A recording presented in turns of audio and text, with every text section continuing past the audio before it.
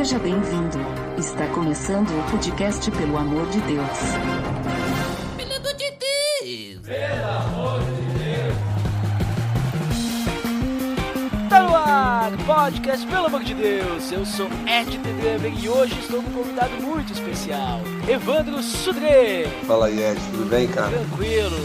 E hoje nós estamos reunidos então para falar da relação entre a igreja e ação social. Tá beleza, Edson!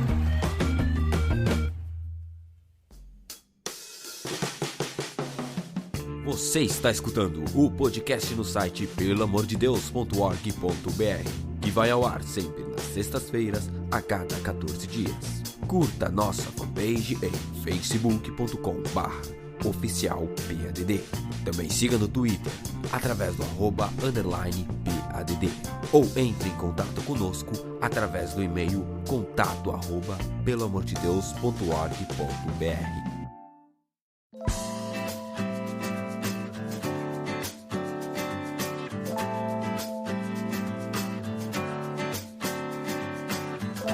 Muito bem, Evandro, como comentei anteriormente, então nós vamos falar sobre a relação entre igreja e ação social. E eu trago esse assunto à tona porque eu moro na Serra Gaúcha, e aqui na Serra Gaúcha, pelo que eu percebo, claro que eu vou generalizar agora, porque tem sim igrejas que fazem ação social, né? Tem igrejas que são bem envolvidas com isso, mas no geral eu percebo que a ação social não é algo muito frequente na vida das igrejas, né?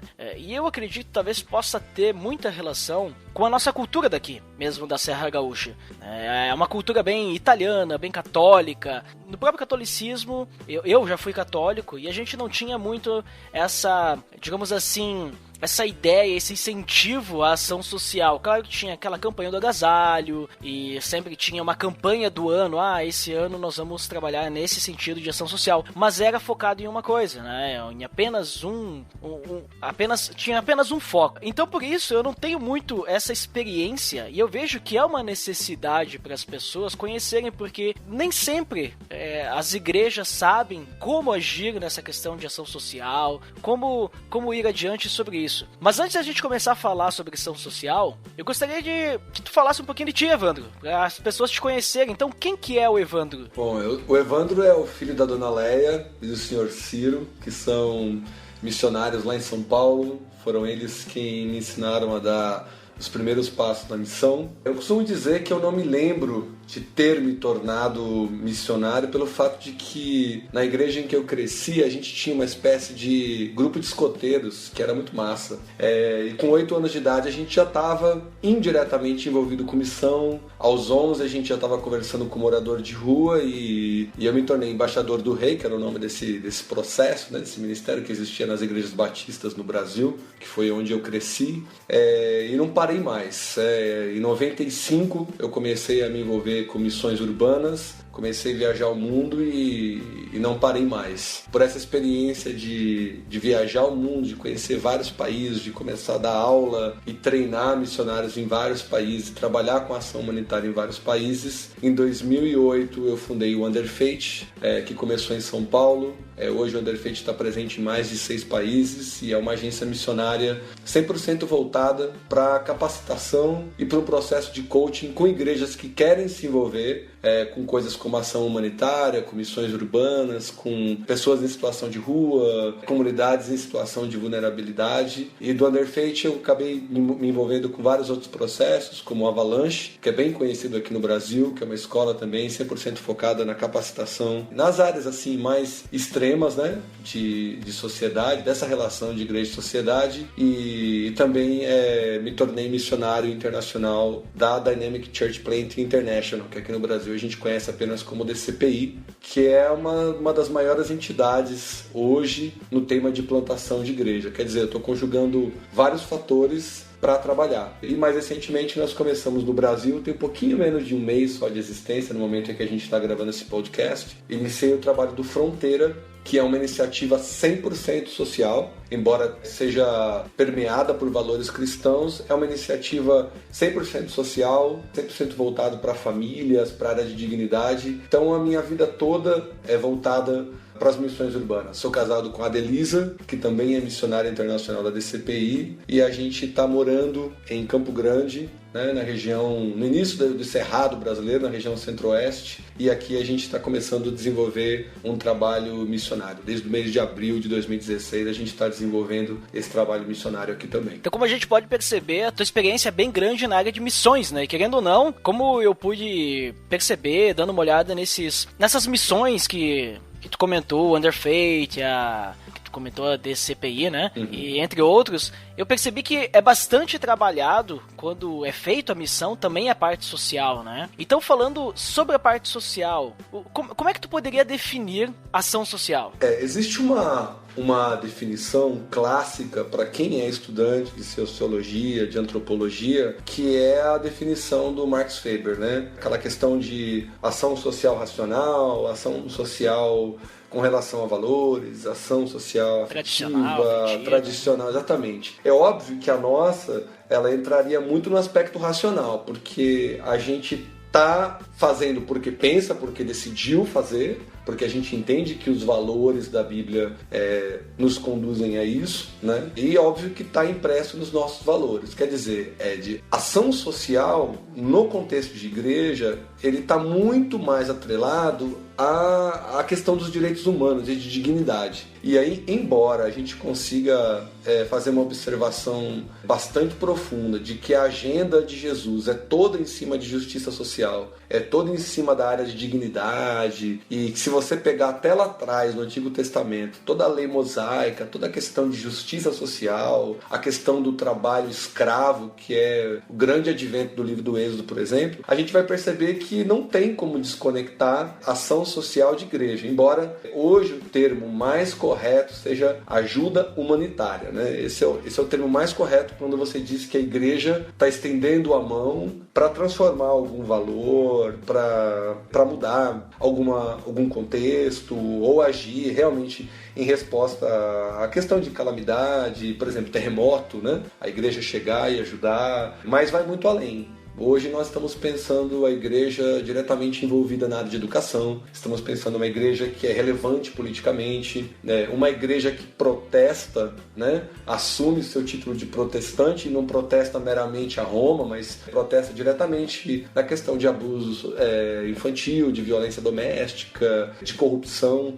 Então, a questão de transformar realidades, né, tanto em caráter pessoal quanto em caráter social e caráter global, é uma diretriz fundamental, elementar do cristianismo e que, curiosamente, deixou de ser natural às igrejas. Quer dizer, é uma enorme incoerência, na minha opinião. Porque quando a gente fala missão, a gente não está falando de um departamento da igreja, né? A gente está falando da vocação natural. A igreja ela só existe em função da missão, né? A grande comissão é missão. E curiosamente, para essa questão dessa formação de guetos eclesiásticos, né, a missão acabou compartimentada. Hoje o que a gente mais vê são igrejas que tratam a missão. Olha, existe o departamento de missões, existe o líder de missão, existe o departamento de evangelismo ou evangelização e existe o departamento de ação social. Então, às vezes é um pouco confuso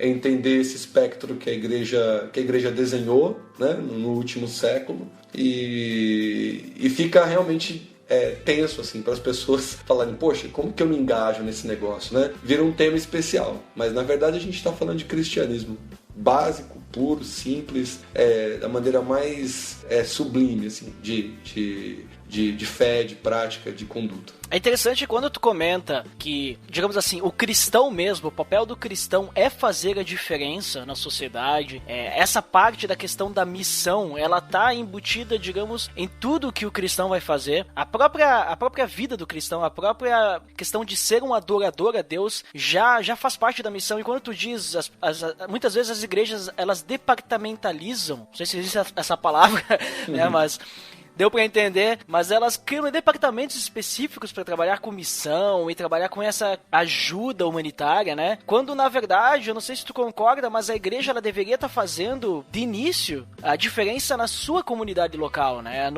As pessoas que estão ao redor daquela igreja, o nosso vizinho, né? O próprio cristão, digamos, muitas vezes a gente não percebe, eu não sou missionário, então não vou ir para um outro país, mas não, o chamado do cristão é para uma missão, né? Já diz a palavra, é um chamado, né? E Cristo chamou todos para que todos fossem, né? O ide é para todos, não é para alguns, é para todos nós, é uma ordenança. E a gente pode, se a gente talvez não foi chamado para ir para um outro país ou para um outro bairro, talvez a gente está sendo chamado para falar com o nosso vizinho, para fazer a diferença na comunidade local. Não sei se tu concorda dessa forma também. Eu concordo em ângulo e grau, né? Na verdade, assim, tem uma frase que eu acho fenomenal, que é do Bill Hybels, e o Bill, ele comenta assim, a igreja local é a grande esperança do mundo, né? E eu gosto de observar por essa perspectiva, que na verdade é uma perspectiva muito atual, mas que a igreja já discute há pelo menos 42 anos. Quer dizer, já são 42 anos desde o Pacto de Lausanne, que foi em 74, né, na Suíça,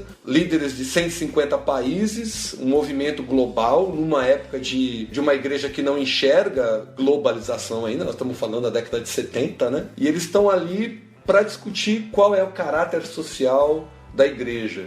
A conclusão é esse documento belíssimo, para mim quase tão importante quanto a Declaração Universal dos Direitos Humanos, mas se trata de um documento da Aliança Global para a Evangelização do Mundo, né? E um dos parágrafos mais chocantes assim do Pacto de Lausanne é justamente quando eles falam da igreja local e dos cristãos locais, independente dos seus ministérios. É mais ou menos assim, a citação a igreja ela precisa conhecer, compreender os valores, os costumes da comunidade onde ela está inserida e dessa maneira desenvolver estratégias apropriadas para a missão. E aí eu emendo com o Richard Baxter, num dos sermões maravilhosos que ele escreveu. Num sermão do Richard Baxter ele diz o seguinte: o dia que a família cristã funcionar, será eliminada a necessidade do evangelho pregado nas nossas igrejas. Quer dizer, às vezes a gente está tentando fazer a ação social e o mover de Deus para o homem, o plano de salvação, de redenção para o pecador, caber dentro da igreja. E na verdade não é isso, nem dentro da igreja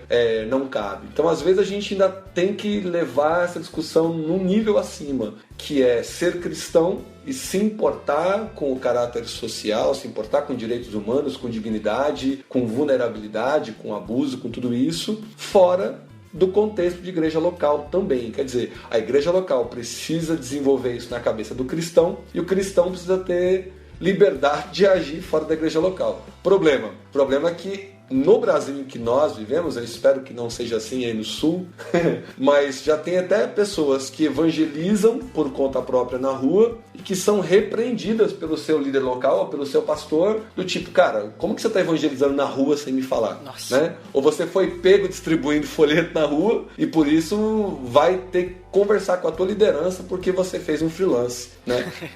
Então é muito confuso. Nossa, não, aqui na Serra Gaúcha, aqui pelo menos não fiquei sabendo de histórias desse tipo.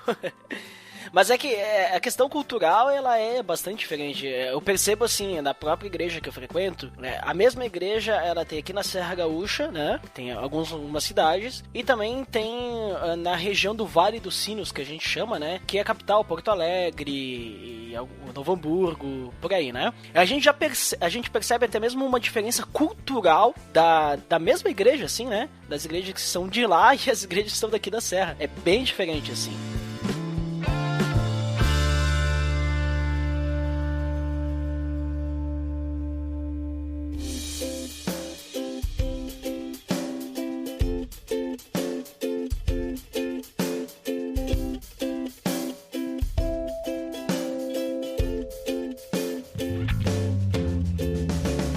Falando sobre essa questão de igreja e a relação dela com a ação social, né? A igreja ela tem talvez uma responsabilidade com a ação social. Eu digo isso porque muitas vezes as pessoas, elas não percebem que elas têm talvez uma responsabilidade ou não, elas acham que isso, bom, como a gente não é salvo pelas obras, então eu não preciso fazer obras, certo? Tem gente que pensa assim, mas claro que daí a gente lembra lá e diz, olha, a Bíblia diz, de que adianta a sua fé sem obras, né? Se ela não tiver obras. Uma fé sem obras é uma fé morta, tu precisa demonstrar com obras, mas não é as obras que vão te salvar. Então, a igreja, ela teria talvez uma responsabilidade com essa questão de ação social, a igreja, ela teria que buscar ajudar o próximo, buscar dentro da própria comunidade, se a igreja não tem condições de sair da sua comunidade, mas pelo menos na sua comunidade fazer alguma diferença, é uma responsabilidade da igreja isso? Eu acho que a responsabilidade da igreja está diretamente atrelado a tornar aquele pecador que acabou de vir para a igreja, ou seja, se você quiser a definição clássica, né? Ele se tornou um fiel em Cristo, se tornou cristão. O papel da igreja é educar, estabelecer um processo de discipulado sólido, bíblico, que garanta para esse novo cristão, ou até para um cristão antigo que queira tomar vergonha na cara, né? Ajudar essa pessoa a compreender, aceitar e exercitar aquilo que Deus nos chamou para ser, né? Sal da terra, luz do mundo. Às vezes, apesar de esse conceito de sal e terra ser um conceito poético e extremamente filosófico, o sentido é que o evangelho, ele não é uma coisa a ser pregada ou a ser celebrada. O evangelho, ele é uma coisa a ser manifestada. E a manifestação do evangelho, por meio da graça, é 100% prático, né? A gente espiritualiza muita coisa, mas sempre que a gente está falando de alcance, sempre que a gente está falando de nova vida, novo coração, novos valores, transformação, edificação, restauração, cura, sempre que a gente está falando desses aspectos, a gente está lidando diretamente com o plano de Deus para o homem, que é de redenção, não tem jeito. Então, a responsabilidade da igreja é óbvio, né? Tentar descompartimentar o departamento e fazer com que a igreja comece a trabalhar como organismo vivo, né? Como família, independente de todas as questões de membresia, e principalmente formar cristãos saudáveis, cristão cidadão mesmo, né? Eu sei que o tema central desse podcast não é teologia da missão integral, e nem eu sou a primeira pessoa a levantar o estandarte da TMI, mas é muito importante que o cristão seja cidadão, é muito importante que a família cristã seja hospitaleira, que seja preocupada com as questões políticas, que ligue sim a TV e que acesse sim os canais de rede social e internet para se informar e para reagir a tudo isso, né? E isso é o mais importante, entender os novos padrões de sociedade e conseguir entrar ali como cristão e ser salvo e ser luz. Para mim, a grande responsabilidade da igreja é educativa. Então, digamos assim, na tua visão, a responsabilidade maior da igreja é aquilo que Cristo deixou na grande comissão, né? Vão e façam discípulos, né? É isso mesmo. Para mim, o ministério de Jesus, ele não é para a cruz, né? É muito confuso às vezes também isso, mas o ministério de Jesus é a partir da cruz. Ele veio para morrer pelos nossos pecados e para ser o nosso exemplo, uma referência humana de fé e prática, já que com todos os profetas, né, e com tudo que aconteceu no Antigo Testamento, as pessoas estavam confusas. E eu acho que o grande problema mesmo é de confusão. Se nós olharmos para Jesus e para os valores dele, olharmos para a cruz e entendermos que tudo aquilo foi para a salvação do pecador, não meramente no caráter espiritual, a gente vai entender que ele veio sim para tirar as pessoas do inferno, para livrar as pessoas do inferno, mas o que você vê ele fazendo desde o início do ministério dele até a cruz é tirar o inferno das pessoas. Quer dizer, é partir o pão, né? É tratar de questões sociais, como aquela discussão importante dele com a mulher samaritana, né? E entender que os povos têm que conversar. E o capítulo 13 de Hebreus, para mim, é a síntese de tudo isso. Quer dizer, a vida em Cristo, o processo de transformação espiritual, ele se dá início pelo aspecto social. Senão, a Bíblia não estaria dizendo para a gente, por exemplo, em Hebreus 13, sofra a ponto de se sentir preso com as pessoas que estão presas, a ponto de se sentir machucado com quem está machucado, a ponto de se sentir doente por quem está doente, a ponto de sentir frio como as pessoas que estão passando frio, ou fome como as pessoas que estão passando fome. Então a gente precisa corrigir a nossa perspectiva e corrigir a nossa percepção de quem é Cristo e de por que Ele morreu pelos nossos pecados e qual é o ministério de Jesus hoje, né? Ministério de Jesus hoje, nosso Salvador. Cumpriu, foi à cruz, venceu a morte e agora é a esperança para o pecador, mas é a esperança de justiça também. Não é uma esperança só de morrer e ir para o céu. Muito bom. Então, olhando por esse ponto, assim, digamos assim, a gente percebe que a maior responsabilidade, obviamente, né, ela é de fazer novos discípulos, espalhar o evangelho, né, espalhar as boas novas. Mas, mesmo assim, ali no meio, claro que a gente pode usar a ação social para espalhar as boas obras também, por que não, né? Muitas vezes a gente pode fazer isso de uma forma direta como indireta. Mas o que tu pensa sobre a questão, digamos assim, da igreja investir em ação social, não pensando simplesmente no evangelismo, mas pensando na própria ação social diretamente? Como é que eu digo isso? Porque muitas vezes as pessoas podem pensar, não, eu só tenho que evangelizar, então eu não vou ajudar ninguém a não ser que eu tenha a oportunidade de evangelizar essa pessoa. E aí as pessoas elas começam a escolher quem elas vão ajudar, né? E aí isso pode até ser confundido um pouquinho com proselitismo, né? Claro que daí agora eu tô sendo bem grosseiro, né? Mas a questão é, será que a igreja não pode também investir em projetos para ajudar a sua comunidade ou até enviar pessoas para fora para ajudar outras comunidades que estão necessitando, visando inicialmente para apenas ajudar mesmo, uma questão social, uma ajuda humanitária, assim como a igreja também envia na sua comunidade e para fora pessoas em missão para poder espalhar a palavra? Será que não é interessante também a igreja investir nisso? Porque querendo ou não, a igreja, se ela fizer isso, digamos assim, eu vou pegar aqui no bairro que tem a minha igreja, tem bastante criança na rua, vamos dizer assim. Então a igreja vai fazer uma escolinha de futebol, né? Então vamos fazer uma escolinha de futebol, digamos assim, vamos botar essas crianças para elas não ficarem na rua sem fazer nada e tal, vamos dar um lanche pra elas, daqui a pouco, claro, podemos aproveitar, que nem eu disse, direto ou indiretamente, podemos aproveitar, quem quiser ficar aí depois, no final, escutar uma historinha, alguma coisa assim, né, trabalhar com criança. Eu já vi diversas dessas ações pra fora daqui, né, o pessoal fazendo isso. Então eu não sei como é que tu vê isso. Se a igreja ela deve investir em ação social, nem sempre visando talvez o evangelismo, mas simplesmente para poder ajudar a comunidade. Ela viu uma necessidade na comunidade, ninguém tá fazendo nada, então vamos lá, nós vamos fazer, não com o intuito apenas de evangelizar, mas depois se nosso testemunho for bom o suficiente, se a luz de Cristo for iluminada na vida dessas pessoas, nós temos as portas abertas para falar de Cristo para elas.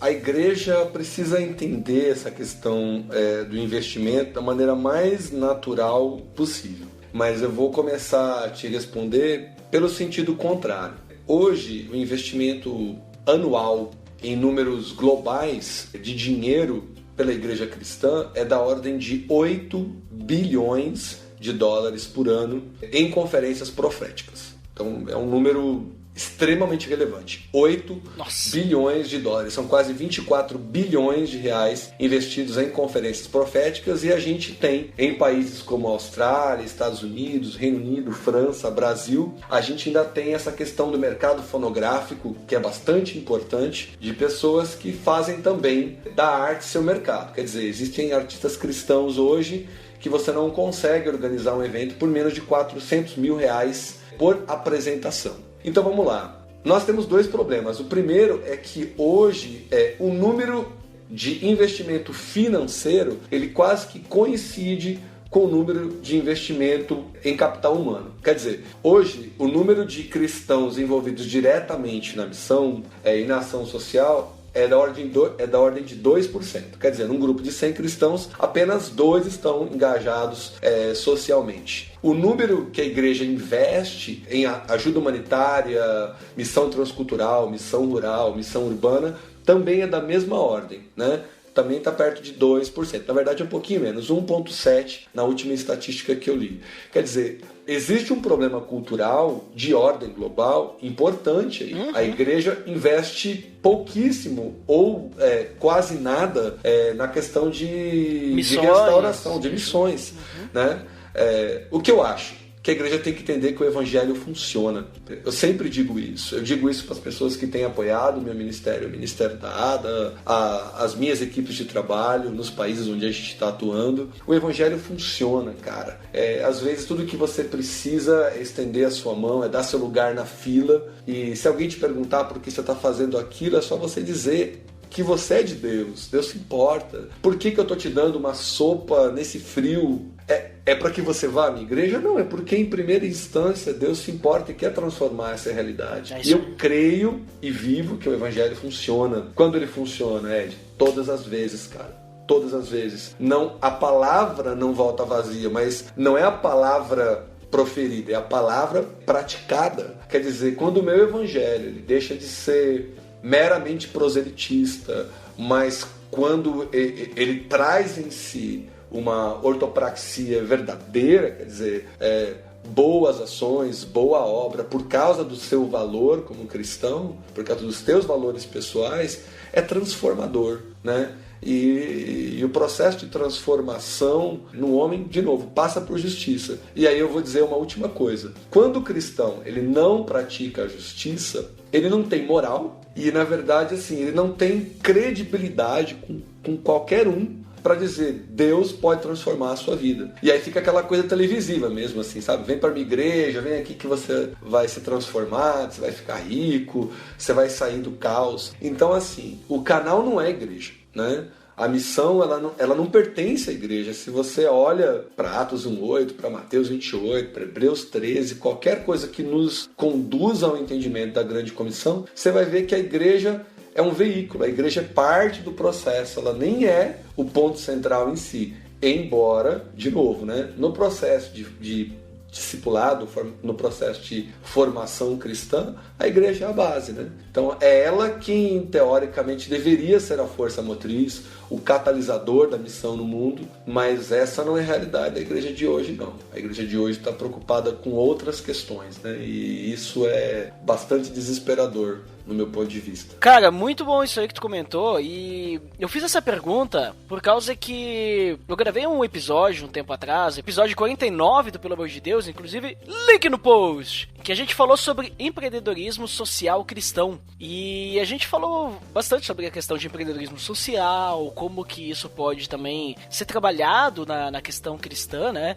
E essa questão de empreendedorismo social, bom, empreendedorismo é o que está em voga atualmente, né? E o empreendedorismo social, ele também está crescendo, né? Com essa ideia, bom, vamos fazer a diferença na sociedade, vamos ajudar o próximo com o empreendimento, né? E a questão do empreendedorismo social cristão é também isso, vamos fazer algo que vai poder, para que as pessoas possam perceber a graça de Deus, né? Que a gente possa ajudar realmente através do nosso empreendimento. Então, eu vejo assim que a visão assim do empreendedorismo social, ela é bem aquela coisa, olha, eu vou ajudar porque eu quero, mas em contrapartida as pessoas também vão querer ajudar através de mim, e elas vão querer fazer parte disso. Então eu vejo nisso na igreja também, né? Quando a igreja ela começa a investir em missões, quando ela começa a investir na ação social, né? Desenvolver alguns projetos nesse sentido, as pessoas vão perceber, olha só, aquela igreja, ela é diferente daquelas outras que a gente comentou, né? Da TV, que só pedem um dinheiro e tal. Não, eles querem ajudar, eles querem realmente fazer a diferença. Eu quero participar daquela igreja, quero ver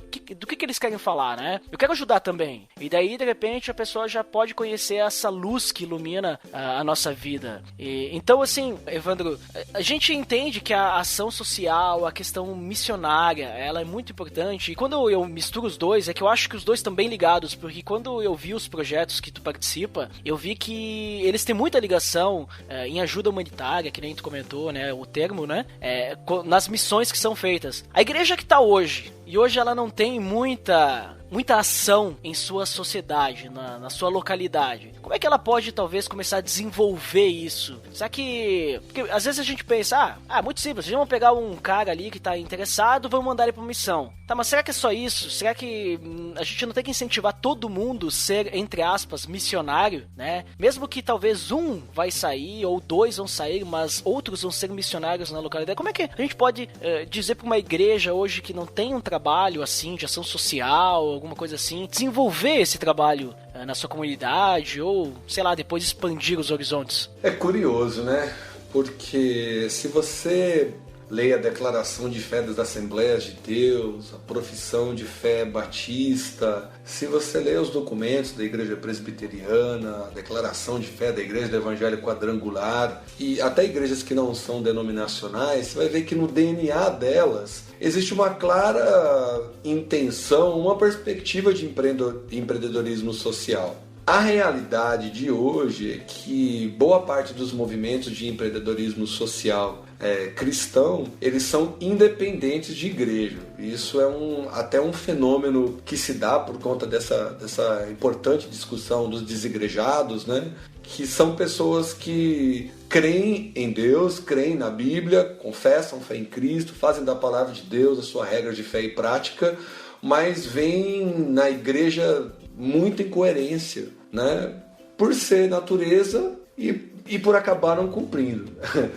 Eu costumo dizer que se eu fosse governante, né, governador, prefeito, presidente da república, eu ia ser odiado pelas igrejas, porque se a igreja não tivesse nenhuma forma de empreendedorismo social, eu ia caçar o alvará, bicho. Pra mim, igreja que não tem... Que não faz a diferença. Não faz a diferença, caça o alvará. Por que tá ali? Né? O que faz com o dinheiro? Até essa questão de prestação de contas mesmo. Eu acho que as igrejas tinham que abrir seu livro caixa e mostrar, né? Eu sei que a minha cultura é batista e é importante abrir ali o livro caixa e falar, olha, nós estamos gastando com X, estamos gastando com Y. E isso porque a gente não está falando da questão da viúva, não estamos falando da questão até de compartilhar o que nós temos, né? Que é uma coisa tão utópica, né? A gente pensar que quando você tem duas coisas, você tem que dar uma, né? Ela funciona muito bem com tic-tac, funciona com house, né? Quando você está ali na igreja dividindo doce, se eu te chamo para comer um sanduba e sanduba custa até R$10, é válido, mas se eu tenho 2 celulares e você não tem nenhum, eu tenho que te dar um. Isso é ação social,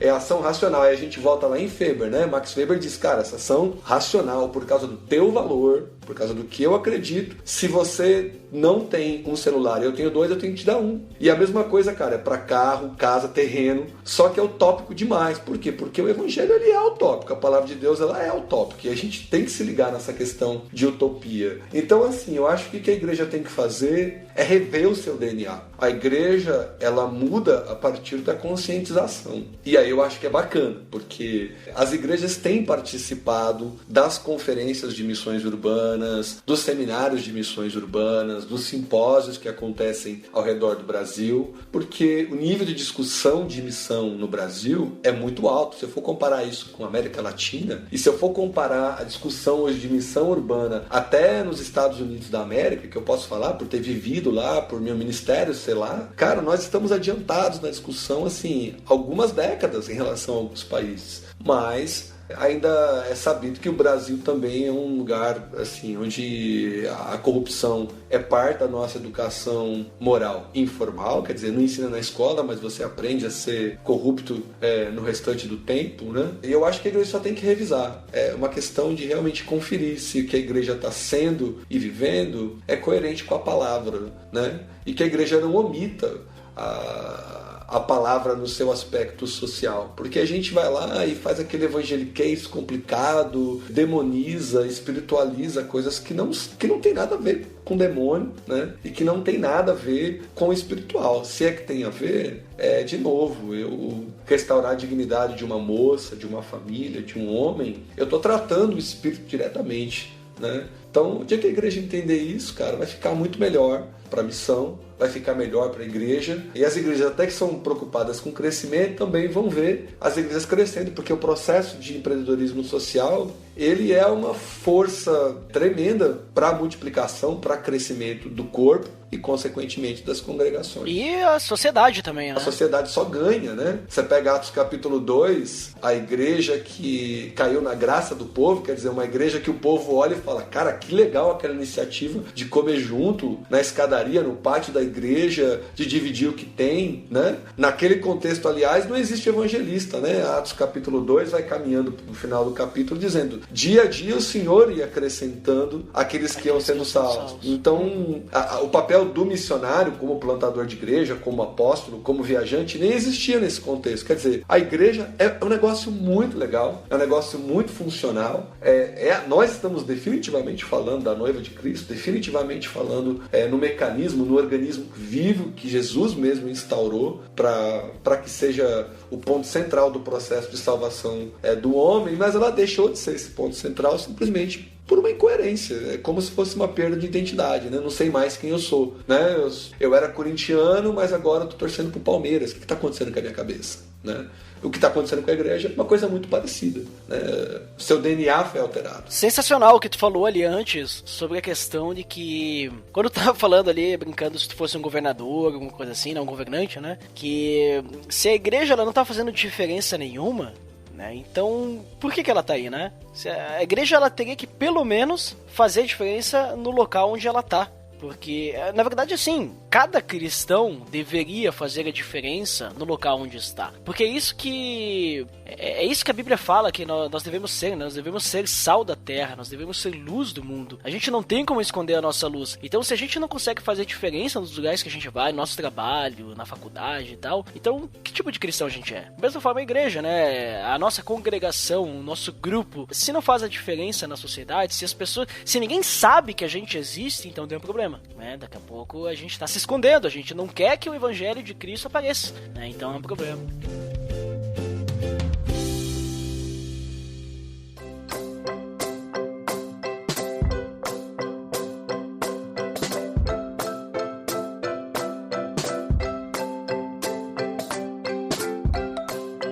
Já que a gente entendeu esse ponto ali sobre a questão de ação social, tu teria algum exemplo de algum case, alguma coisa assim, de ação social ou missões, alguma coisa que tenha relação com isso, só pra gente conhecer um pouquinho mais sobre esse assunto? Tenho sim, tenho vários. Eu vou citar o meu caso.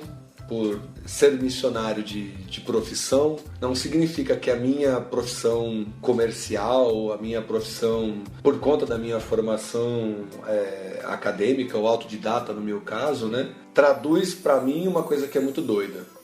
E me faz lembrar de uma história maravilhosa de Martim Lutero. Martim Lutero se aproxima de um homem que está muito confuso a respeito de como servir. E a grande pergunta para ele, para Lutero, é: como que eu posso servir? Como é que eu posso desenvolver alguma espécie de case missional? Como é que eu posso iniciar o processo de trabalho? E aí Martim Lutero pergunta para ele: mas o que você faz? E ele fala: eu sou sapateiro. Ele falou: então é isso, você vai fazer sapatos, só que você vai fazer sapatos da mesma maneira que Mozart faz música, da mesma maneira que Michelangelo pinta.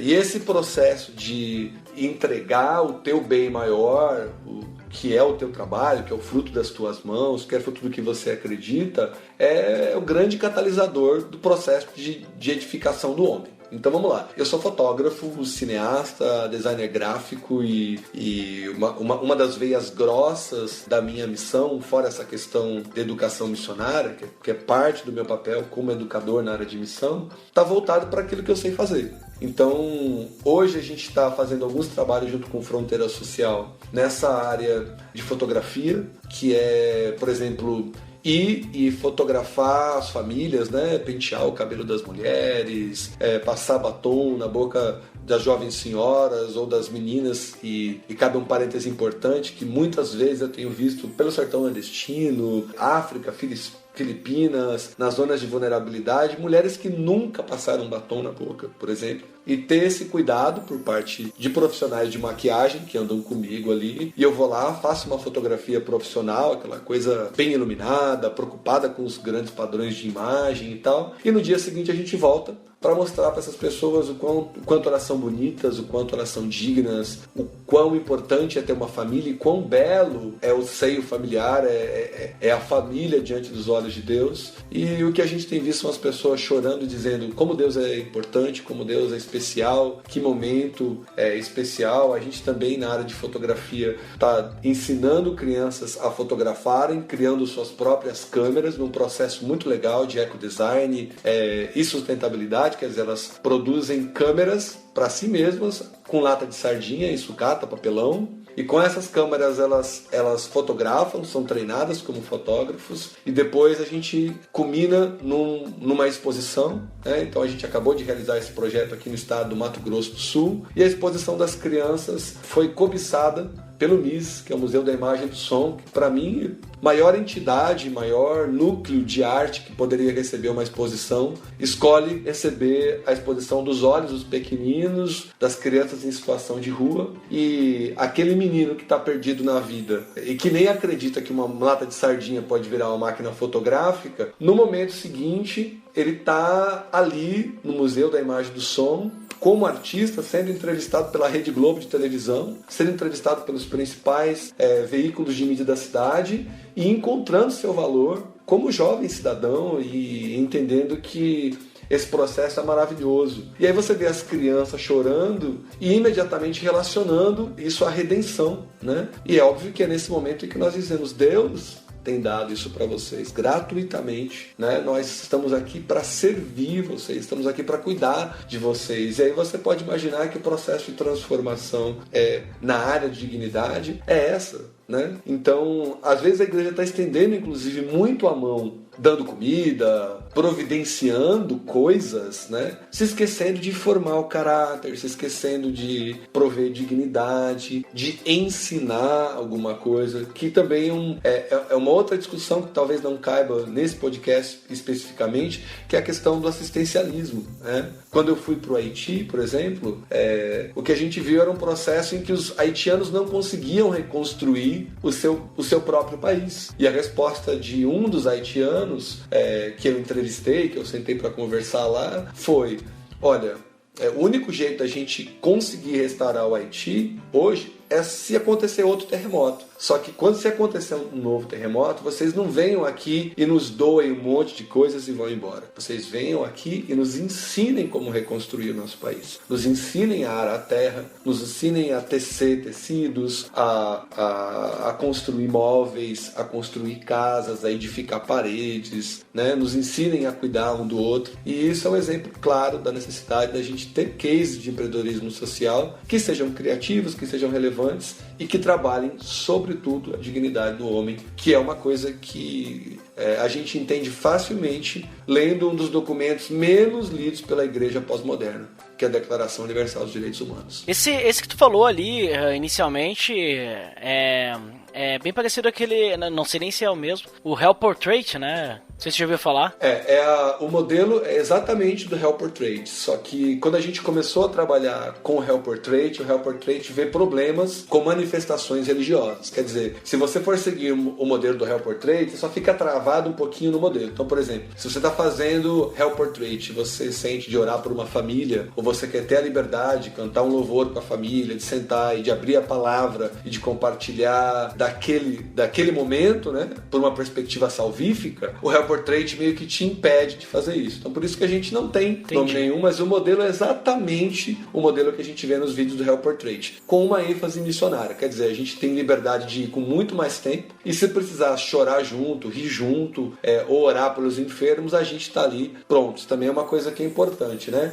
A gente não é escravo da nossa ferramenta. Então, se eu tiver que me armar para rodar um longa-metragem num país, mas chegar lá eu tenho uma coisa mais urgente para fazer e que Deus me direciona a fazer, eu tenho que ter direção do Espírito para largar aquela coisa que eu fui para fazer e fazer a vontade de Deus, né? Então, às vezes, isso também é uma coisa importante, que tem muito ministério que se foca por uma perspectiva peculiar e diz, cara, eu faço isso, né? Existe o caso de uma igreja que foi plantada no Paraguai, era uma igreja underground, feita pra gente maluca, e na porta da igreja tinha criança sentada na calçada, sentada em cima de detrito, comendo comida podre, menina de 16 anos se prostituindo. Você fala, e aí, o que você vai fazer a respeito? Bom, cara, Deus me chamou pra conversar com fã de rock, com punk, com gótico. Eu não converso com essas pessoas são departamento de outra igreja. Então, por conta dessa visão, eu sei que a palavra é forte, mas por conta dessa visão medíocre, a gente não vê o processo missional avançar. A gente às vezes vê ele meio que involuir, né? Processo de involução, de retração com respeito ao que a Bíblia propõe, né? Então, é muito legal o modelo, mas o que mais importa é valor. Sim, isso aí que tu comentou ali no finalzinho ali, o exemplo, né? Isso é bem o que eu tava querendo dizer antes, né? Que a gente não pode ficar com a mente fechada, digamos assim, focar só numa coisa. A gente tem que abrir a nossa mente, principalmente para entender qual que é o nosso propósito como cristão aqui no mundo, né? Exatamente. A gente tem que se adequar ao momento, né? Eu costumo dizer que o evangelho, ele não tem um lugar no vazio. O evangelho, ele é diferente para cada contexto, né? Inclusive é importante que seja dito que quando a gente está falando em ajuda humanitária, nós não estamos falando que isso é uma exclusividade do pobre. Isso é um pensamento retrógrado demais. Quem que é meu próximo? Ele é inferior socialmente, inferior pela perspectiva educacional, o próximo é inferior porque ele tem deficiência de mobilidade. E na verdade não, o meu próximo são os políticos do Brasil, meu próximo não são pessoas que são muito mais ricas financeiramente do que eu.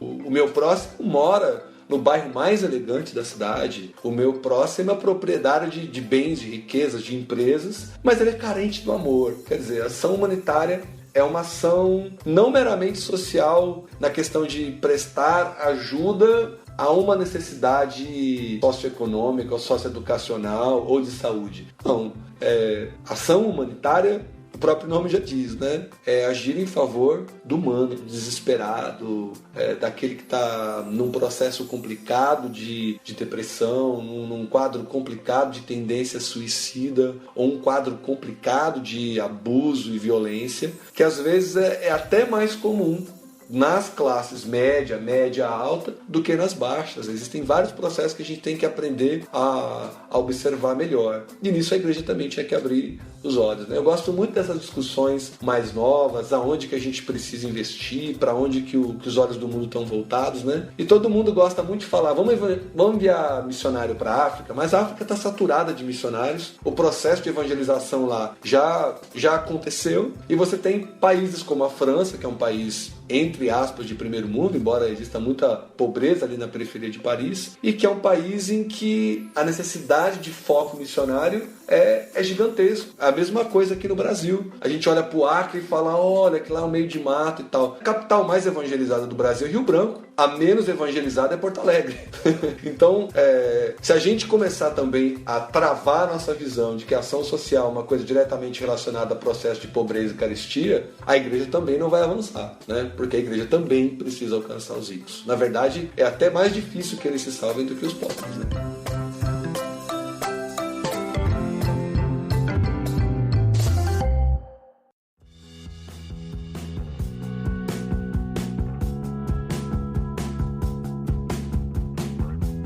Muito bem, Evandro, então falamos bastante aí sobre ação social, e até comentamos bastante sobre missões também. E eu acredito assim que teria muito mais o que falar, né? Tu mesmo comentou que tu teria muitos exemplos, né, para citar e pela tua experiência. Então agora vamos para as considerações finais. O que tu conclui disso tudo?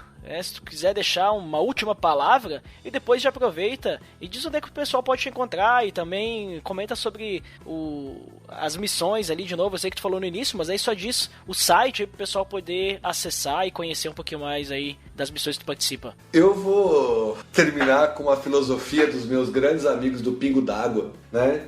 Se a igreja é ruim, a culpa é tua.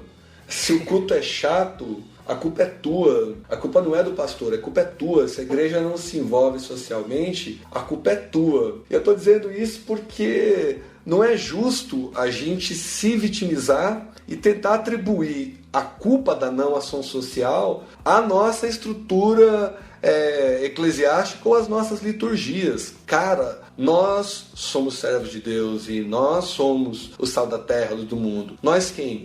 Eu, Evandro, você, Ed, você que está ouvindo esse podcast, você é a luz do mundo. E é uma luz que precisa ser acesa por Deus, não é teu pastor que te acende. Eu posso tentar dizer que a igreja tem uma grande responsabilidade, mas no momento de ser cidadão, e de ser responsável socialmente, de ser responsável sobretudo biblicamente, né? É nosso dever conhecer a sociedade, entender as suas estruturas, os valores, né? A gente está diante de uma sociedade extremamente inconstante, imediatista, impulsiva, insensível, ingrata, né? Hedonista demais da conta, é selfie, né? Eu tô vivendo olhando unicamente para o meu umbigo. Então, a grande chamada e o ponto central desse papo aqui, desse podcast sobre igreja e sociedade, igreja e ação social, igreja e ação humanitária e empreendedorismo social cristão, o X da questão aqui é o humano, né? É você, por uma perspectiva humana e individual. E essa é a minha provocação, né? O que você está fazendo que lhe dá direito de reclamar falta de presença da igreja? O que você está fazendo de maneira pessoal que você pode estar cobrando que a sua igreja não está fazendo para que você se mova em direção ao processo de transformação? Essa é a minha provocação principal. Muito bem. E onde é que o pessoal pode te encontrar, Evandro? Quem quiser se envolver com os processos todos, pode me encontrar diretamente pelo Facebook, é facebook.com/Evandro Sudré, é meu perfil lá. Nunca transformei em fanpage, não dá para adicionar mais amigos, mas se você quiser pode me seguir e eu vou publicando em tempo real tudo que eu tenho feito aí ao redor do mundo. Mas eu queria te convidar a conhecer o Fronteira Social, que está exatamente nesse endereço, fronteira.social, e também link no post. E também o Under Faith, que está presente em vários países. O site é trilingue, se você fala inglês, espanhol, quiser se envolver também com a galera e servir em outros países, o Under Faith é a plataforma e você vai lá e conhece o que a gente tem feito no mundo através do underfaith.com. Aí, ó, todos os links aí estão no post. Vou falar mais uma vez, link no post. Eu gosto de falar link no post, por isso que eu falo. É bom que funciona e que as pessoas saibam que tem que clicar aí nessa parada. É, isso aí.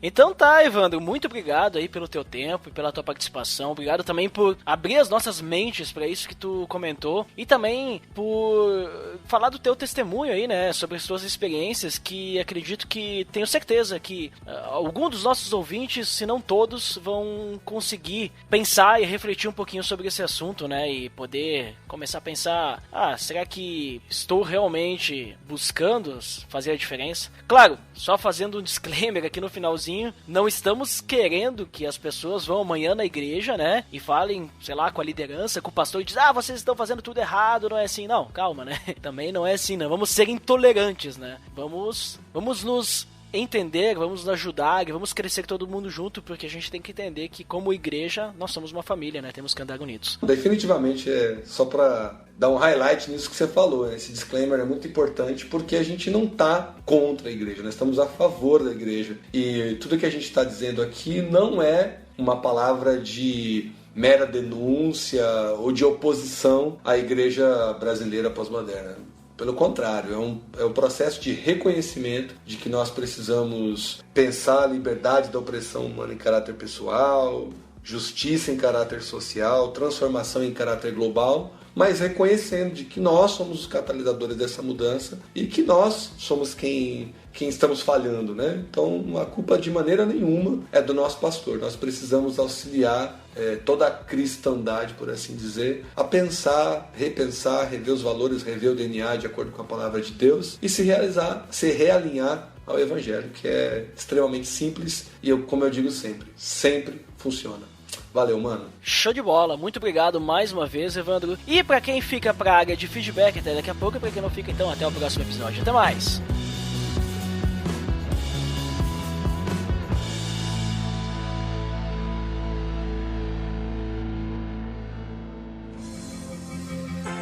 Atenção! Você está entrando na área de feedbacks. Fique ligado.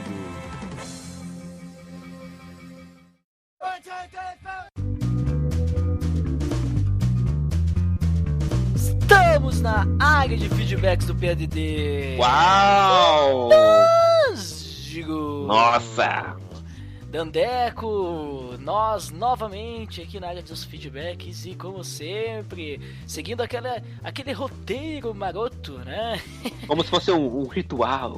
Aquele roteiro abdominável, né? Ou seja, aquele roteiro estrogonoficamente sensível. Vamos lembrar do nosso feed, que é o peloamordedeus.org.br/feed/podcast. Sensacional! Você pode também acessar o iTunes e nos avaliar. Basta acessar o peloamordedeus.org.br/iTunes. Você vai ser direcionado diretamente para a nossa página do iTunes, para então deixar suas estrelinhas, clicar lá para abrir no seu programa do iTunes. Se você não tem, tudo bem, não tem problema. Se você tem, não deixe de fazer isso, porque vai ajudar o seu podcast, que você escuta toda sexta-feira a cada 14 dias, veja só. Uau!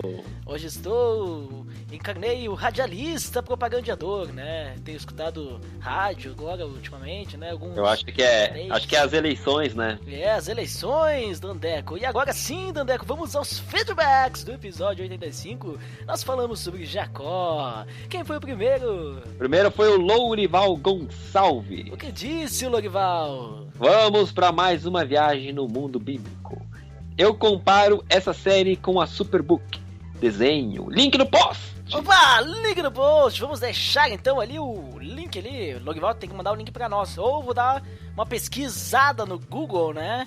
Pra ver, porque eu não tenho como botar o link no post antes do Logival escutar isso que eu acabei de falar. Então eu vou ter que pesquisar, né? Porque o Logival só vai escutar isso depois que for postado. Então não tem como passar antes, né? Ele não vai, então...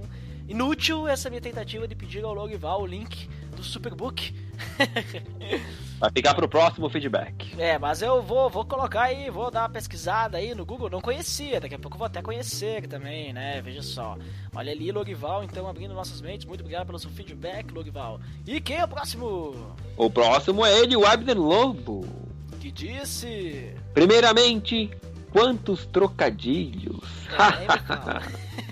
Se fosse nos dias de hoje, o Jacó ia receber uma fortuna de Bolsa Família, hein? Vamos fazer uma campanha para doar uma TV para ele. Agora, falando sério, se a Raquel era pastora, significa que existem pastoras? Opa, pensei que ele ia falar sério. Tá bom, parei por aqui. Excelente episódio, um abraço. Muito obrigado, Abner. Abner aí encarnando o espírito PADD da série Personagens da Bíblia. Veja só que eu e o Botega gravamos, né, sempre com esse jeito, colocando essas piadas sem graça e trocadilhos sem graça nenhum no meio, né, da história super importante, séria, que é dos personagens da Bíblia, né. A gente tem que parar com isso. O que tu acha, Dandeco? Eu acho que você está coberto de razão. Ou nós temos que continuar? Eu acho que agora você também está coberto de razão. Agora eu fico nessa dúvida, o que é a razão que estou coberto? Porque a única coisa que eu estou coberto nesse momento é de ar e a atmosfera. Uau. Né? E agora? Então, será que o ar e a atmosfera é a razão? Ou a razão é o ar que nós respiramos? Quer dizer que toda vez que a gente respira, a gente está respirando a razão? Porque eu estou coberto de razão? Quer dizer que quando a gente está embaixo do mar, a gente não tem razão porque a gente está coberto de água? Só se a gente pode levar a razão nos cilindros. Olha ali, né? Mas a gente não vai estar coberto de razão. Vai estar coberto de água. Não. Mas vamos continuar na seriedade aqui da área de feedback com o feedback do Victor Alexandre. Opa, muito bom esse episódio. Eu gostaria de destacar uma coisa. Foi falado que Deus, antes do nascimento dos gêmeos, Isaú e Jacó, anunciou que o mais velho serviria o mais novo. Ao desenrolar dessa história, vimos que essa promessa de Deus se cumpriu através de uma trapaça de Jacó para enganar seu pai e seu irmão. Agora eu pergunto, a promessa de Deus se cumpria na vida de Jacó mesmo sem essas mentiras? Nesse assunto eu gosto de pensar na história de Abraão, quando Deus disse que ele teria Isaque. Sabemos que Abraão e sua esposa não acreditaram e ele teve relações com a escrava de Sara. As consequências dessa atitude podem ser vistas até hoje com conflitos dos dois povos que têm como origem Isaque e Ismael. Assim como seu avô, Jacó deu um jeitinho para a promessa de Deus se cumprir, mas essa decisão trouxe graves consequências na sua vida. Portanto, aprendo com essa história a deixar, a cada dia, Deus ter o controle total da minha vida. Abraço do Vitão. Mítico feedback do Vitor. Vitão, né? E pra nós que agora já somos amigos, feedback íntimos, né? Mas veja só, esse feedback ele deixou muito importante, né? Será que Deus ele cumpriria a promessa na vida de Jacó mesmo, sem que Jacó tivesse feito isso? Sabe minha opinião, Danteco? Qual? Eu acredito que sim, de uma forma ou de outra, isso iria acontecer, né? Aí fica a questão, será que foi da vontade de Deus o que Jacó fez ou não, né? Mas eu acredito que Deus é soberano e qualquer coisa que acontece, Ele permite que aconteça, Ele, né, tudo que acontece, até os nossos governantes que estão, né, como autoridades do nosso país, eles só estão lá porque Deus permitiu que eles estivessem lá, né, porque Ele quis. Então eu acredito na soberania de Deus e acredito que nada sai, né, do controle de Deus, assim, no sentido que Deus sabe o que vai acontecer, Ele prepara os que são seus filhos verdadeiros, né, para que eles possam suportar as tentações, que tudo, né, ocorra da forma como Ele tem preparado para poder cumprir, então, o seu propósito, né, que nem no caso ali a gente tá falando de Israel, né. Então, Deus cuidou do povo de Israel, a gente olha na Bíblia, nossa, aconteceu muita coisa, eles se afastaram, mas Deus fez uma promessa, né, e a promessa tinha que culminar em Cristo, né, e agora tem mais uma promessa, Cristo vai voltar, então acredito que tudo que tem acontecido é para que Cristo algum dia volte, né, não sabemos quando, pode ser agora, e agora? Pode ser agora, depende, quando você estiver escutando esse podcast, pode ser no momento que Cristo voltou, Cristo voltou daqui a 2 segundos, voltou. Agora! Nossa! Entendeu? Então vai depender muito de quando você estiver escutando esse podcast, né? Então fica essa questão aí, quando Cristo volta. Ninguém sabe, ninguém viu, ninguém tem conhecimento e nem vamos saber, que também não precisamos nos preocupar. Temos que viver a cada dia como se fosse o dia que Jesus vai voltar, para que a gente possa então ser, né, sal e luz desse mundo. Não concorda, Dandeco? Concordo 100%. E sabe de uma coisa, Dandeco? Você nesse momento está coberto de razão. Estão aqui ar puro esse, né?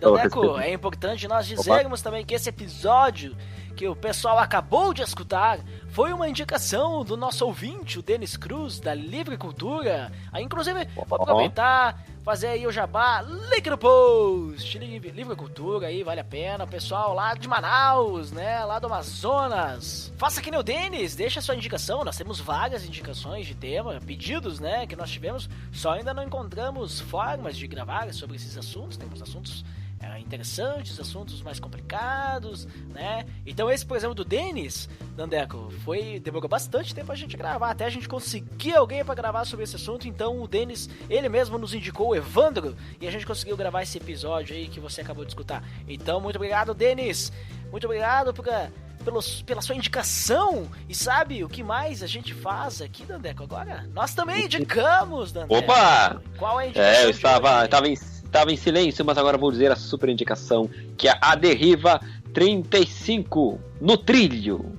Link no post. Esse episódio aí, estrogonoficamente sensível, um episódio inoxidável, ou seja, que tem brilho. Episódio da Deriva Podcast. Confira esse episódio e faça suas reflexões. Episódio curtinho, poucos minutos, então vale a pena. Dá pra dar uma caminhada ali pra chocar um ovo no Pokémon GO enquanto você escuta esse episódio. Os podcasts nunca tiveram tantos ouvintes como nesses últimos meses. As pessoas às vezes elas não escutam podcast pra poder escutar, né, os bagulhos do Pokémon, mas não deixe de escutar podcast por causa do Pokémon. Podcast é vida, Pokémon não. Fazendo propaganda contra agora. Eita. Mas, Dandeco, acho que é isso, né? Olha, na minha pauta é isso, e na sua pauta? Olha, eu deixo dar uma olhadinha aqui no nosso roteiro, que a gente sempre usa o mesmo. Olha, eu acredito que agora chegou o momento final, né? É o momento que a gente tem que dizer tchau. Então, tchau, pessoal. Então, até mais. Eu tô te